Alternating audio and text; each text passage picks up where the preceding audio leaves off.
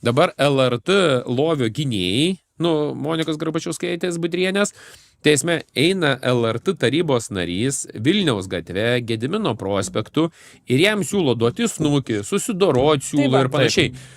Aš sėdžiu, galvoju, ta šeimų maršas, gal ten Šimonytė pasakė, kad tu ten šiokia tokia esi, žinai, Ir tu dabar pasakykite, čia elitas, kultūra, per daug knygų gal persiskaitė tas Vilniaus elitas yra, ar kaip jisai siūlo susidoroti ne su Žemaitaičiu kažkokiu antisemitu, ten Kremliniu, Vatniku, nežinau, su Gražuliu kokiu, nesvarbu, ne?